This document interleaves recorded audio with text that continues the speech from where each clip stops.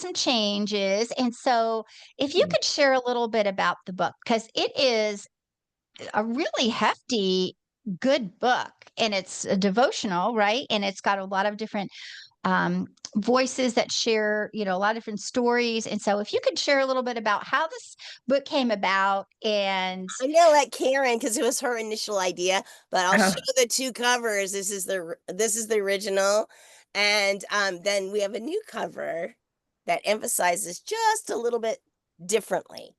Karen, reflect the wildflowers that helped Pam out while she was going through cancer treatment. So, this book has four divisions for four aspects of joy: inner joy, because that's what we really have that's lasting, that's from God; joy in our relationships; choosing joy, because we all have circumstances that it's a little bit harder to choose joy, but if we choose joy, then God's going to bless us with that, with something special; and sprinkles of joy, where we're sprinkling joy into other people's lives, or maybe someone's sprinkling joy into our life. So those are the four sections. There is always a devotion, but every week has a different theme, and every week has one person or event from history of joy, and one person from the Bible or event in the Bible that's joyous, to give us those other perspectives, because we can learn a lot, of course, from the Bible people as well as from people in history that chose joy.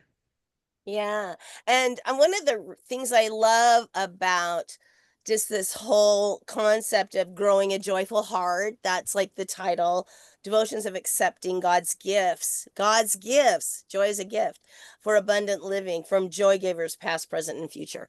And for me, you might want a little bit of a backstory. So I kind of known for my phrase choosing joy that started way back when my husband had a health issue, and it caused a change in being a senior pastor to not. And so there's a career change. A lot was going on.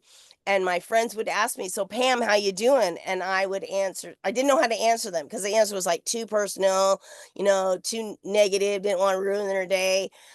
So I said, "God, how do I answer them?" And he says, "What kind of person do you want to be?"